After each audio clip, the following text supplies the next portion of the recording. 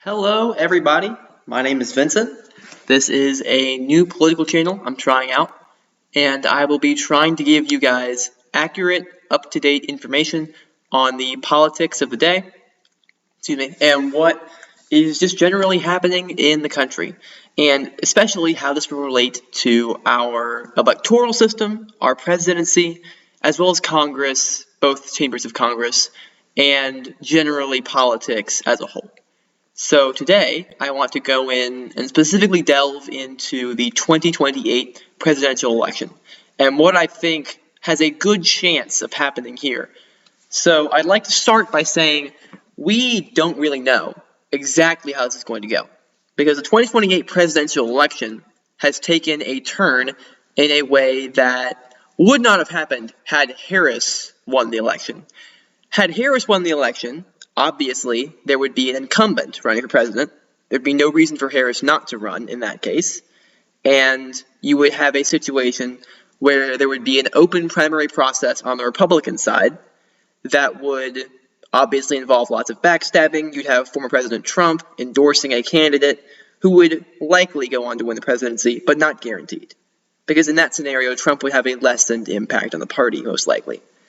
Because Trump won, you end up with this scenario of, since Trump has already served one term, he cannot serve another term, which means that, obviously, since he's term bound, he cannot run again for a third term. Obviously, he's joked about doing that, but he can't. It's not legal.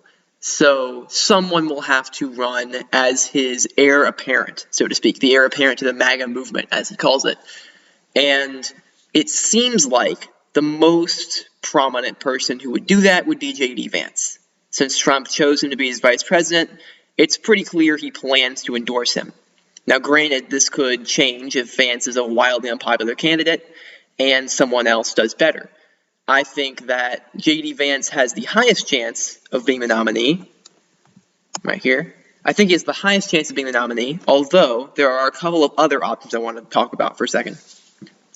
Firstly, Nikki Haley has stayed very prominent, despite the fact that she was not in office in between 2020 and 2024, because she ran for president, was the most powerful competitor to Trump in 2024, albeit she didn't do very well, but she did the best of any of his primary opponents. And I believe that Haley does have a shot at being the nominee, that's for sure. But the difference will be whether or not the average Republican still affiliates with MAGA, or if the average Republican only affiliated with MAGA in order to get away from the Democratic stuff that they did not like. And if the case ends up being that the average Republican affiliates with MAGA, Vance will probably win, because Donald Trump will almost certainly endorse J.D. Vance. However, if most Republicans begin to prefer the establishment system instead of the populist style, Haley could definitely have a chance. The other two I have up here are more or less dark horse picks, who I believe have a very high shot at being a vice president if the person were to win, or a vice presidential nominee anyway. Vivek Ramaswamy maintained popularity a similar way that Nikki Haley did. He was not in politics before this. He was the CEO of a biotech company, I believe, and was relatively successful. But he has a relatively further right ideology than a lot of the other candidates up here. DeSantis suffers from that problem as well, where Vance and Haley especially is so moderate. Vance is more moderate than people like Ramaswamy or DeSantis, who have made some controversial statements and decisions in the past. Also, DeSantis poured a lot more, I would say, feel into his campaign. I'm not sure that's the right word. But when DeSantis ran for president in 2024, he almost made it seem like he was going to be the nominee. And unlike some of the other people, like Vivek, for example, who did not try to he did not try to bash Trump so heavily. In fact, he relatively allied himself with him during the campaign.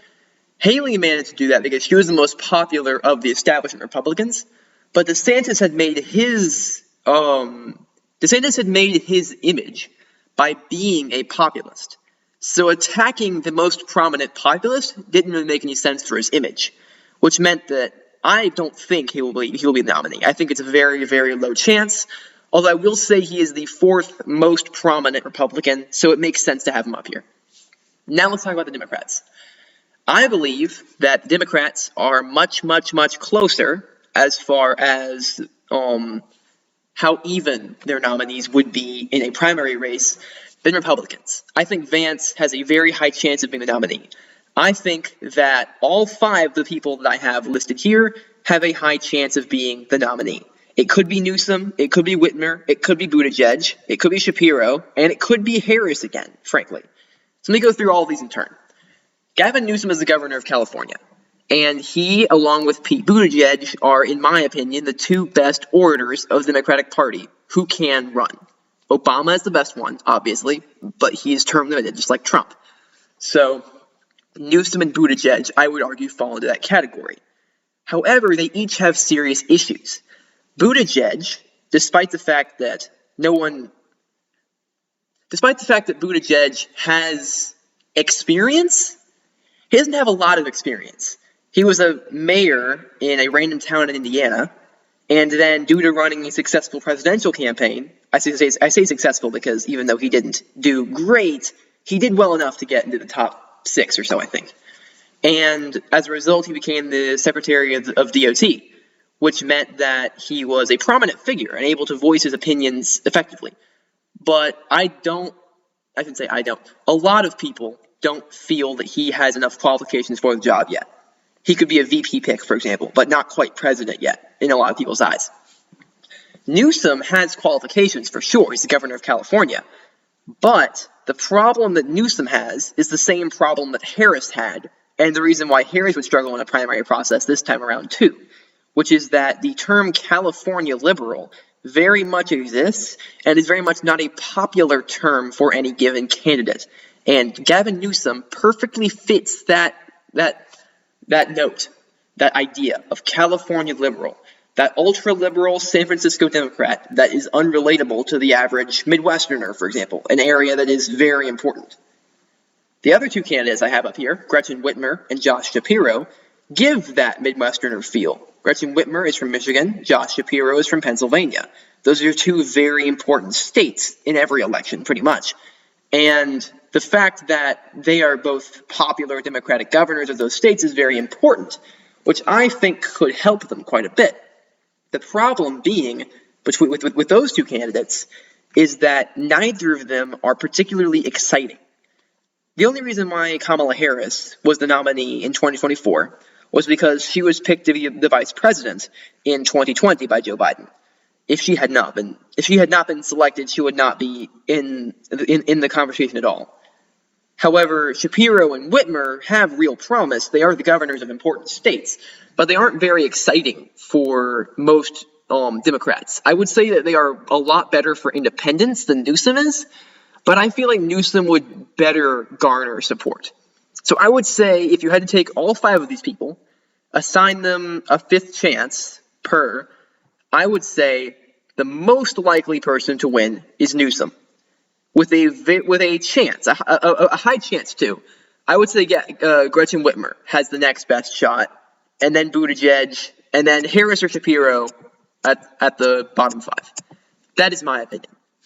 So let's use my top 2, which are Vance and Newsom, to describe what I think the election will end up doing this time around. So, I didn't mean to do that, but that probably will happen, Washington being blue. This past election cycle in 2024, there was a huge shift to the right among pretty much every state. I think the exceptions are Washington and Nebraska, where it didn't shift that much. But everywhere else, most notably being New Jersey, it shifted from 16 in 2020 points Democrat. It shifted from 16 points Democrat to just 5.5 Democrat in the span of 4 years, which is a very sizable margin increase, and it's for Republicans, I should say. And it's very interesting how that happened. And I'd like to go through that for a second. And I'd also like to say that Republicans like to read too much into these shifts, these voting shifts. And I'd like to make an important point, which is to say, Democrats ran a poor campaign this time. That does not mean that they will run a poor campaign next time. They ran a poor candidate. If they had run a good candidate, they probably would have won, because Donald Trump is not a great candidate. He just isn't. He says some things that are very unpopular with large swaths of people. The problem was that Kamala Harris was just too liberal and also associated with Joe Biden, a deeply unpopular president. As a result, that's why she failed. If they had run someone like Newsom or Whitmer or Buttigieg, they would have done better. But anyway, let's just get into this so I can show you guys what I think the actual results will be. First, of course, Newsom will dominate in his home state of California. No surprise there. He will also win Hawaii, easily.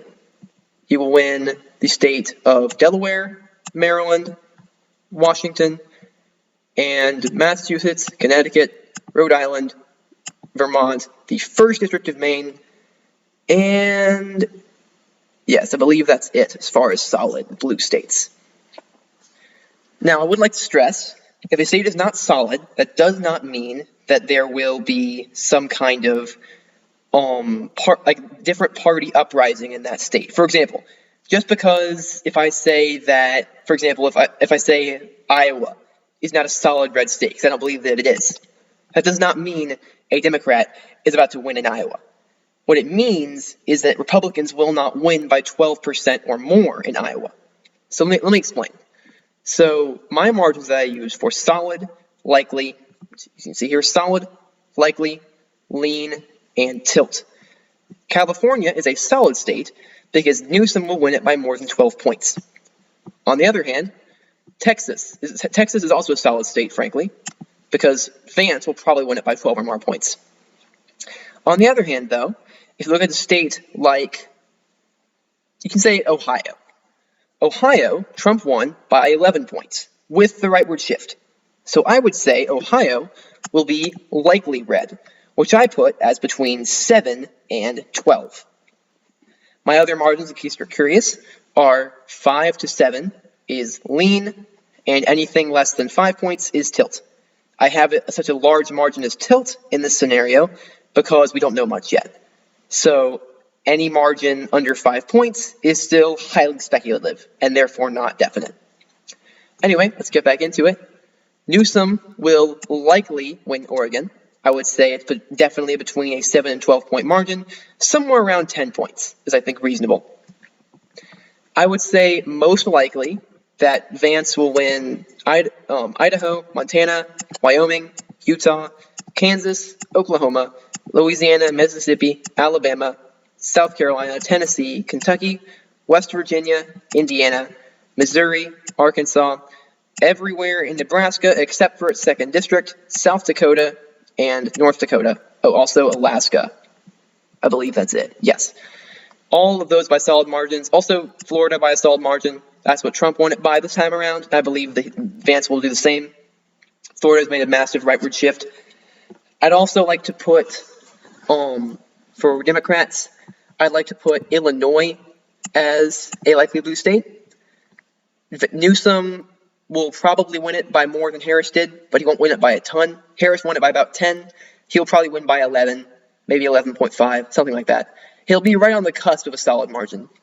He will also win in New York by a solid margin. I forgot to put that in there. Harris won it by a solid margin, just barely, by 13 points, I believe. So he will win it by a solid margin also. He will win Maine by a likely margin. And I'm going to put New Hampshire in the tilt Newsom category because I believe that New Hampshire will be one of the closest elections this time around. Harris only won New Hampshire by 2 points in the last election, and I believe that it is going to be shifting slightly rightward as time goes on. Let's go down to New Jersey now, where I believe that Newsom will probably win New Jersey by in the realm of 7 points, maybe a little less. So I'm going to put it as lean Newsom, right there. And I will put another similar state, New Mexico, in the lean Newsom category also. both of which had 5.5 point margins. By the way, if that sounded weird, 5.5 percentage point margins. Oh yeah, Colorado, solid blue. Excuse me. Minnesota will be tilt blue. It'll be within the 5-point margin for sure. Virginia will also be tilt blue. I also believe that Arizona will be tilt red for sure. Trump won Arizona by the same margin that Harris won New Jersey. So if we're saying New Jersey is a blue state, Arizona is 100% a red state. Oops, forgot to fill in Iowa. Let me go ahead and do that. Trump will win the 1st District of Maine. Forgot to fill that in by a solid margin. And then you have this map. This is effectively the map that we had going into the 2024 election, with the exception of the fact that Trump wins Arizona.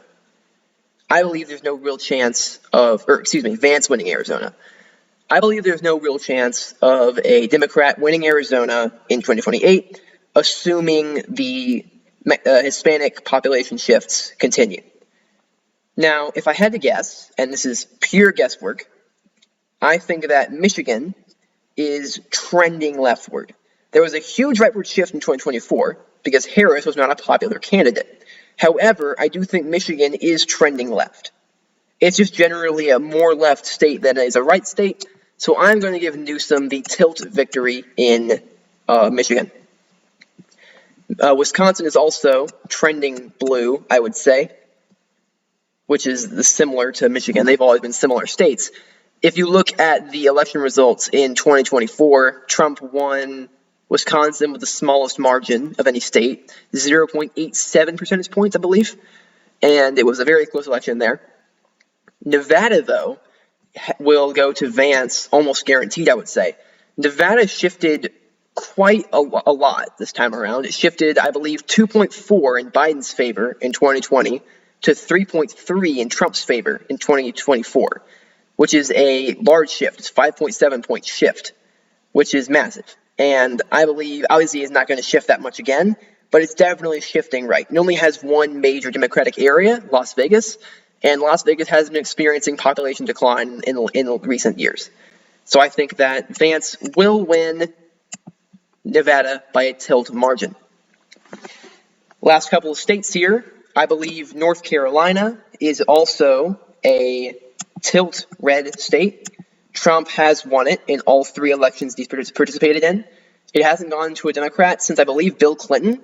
No, it wasn't Bill Clinton. I believe Obama won it in 2008. That's what it was. In 2008, Obama won North Carolina, but it hasn't gone to a Democrat since then. It's definitely a swing state, but it's just gone to Republicans in the last several elections. And I believe it is slightly redder than the country as a whole, just like Michigan is slightly bluer than the country as a whole. Now, the last 2 states, one second, forgot to fill this in. Newsom will win the 2nd District of Nebraska. That's 100% sure. These last 2 states, Georgia, Pennsylvania. Why do I have them not filled out? And you see right there. Georgia, Pennsylvania. Here's why. Georgia was way, way closer than I expected it to be in 2024.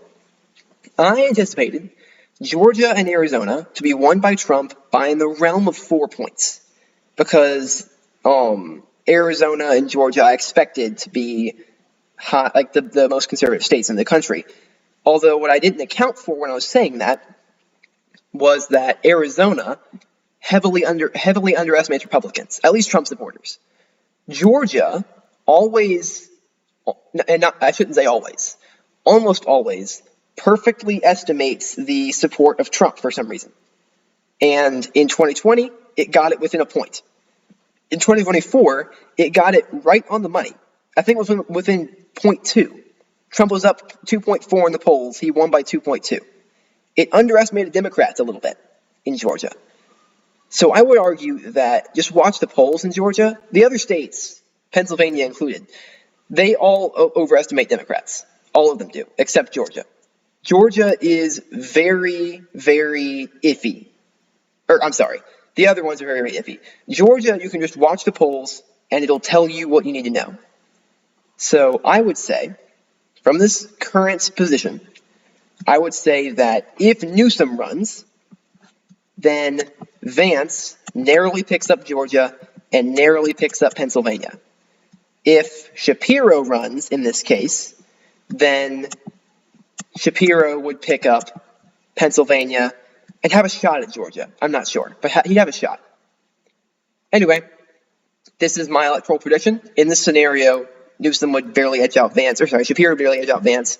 But if it's Newsom versus Vance, which is what I predict, I would predict Vance to win by a slim, slim margin. So, guys, tell me what you think in the comments section below. Please consider subscribing. I'm going to be doing this kind of content a lot in the future, and I hope you enjoyed. Thank you. Goodbye.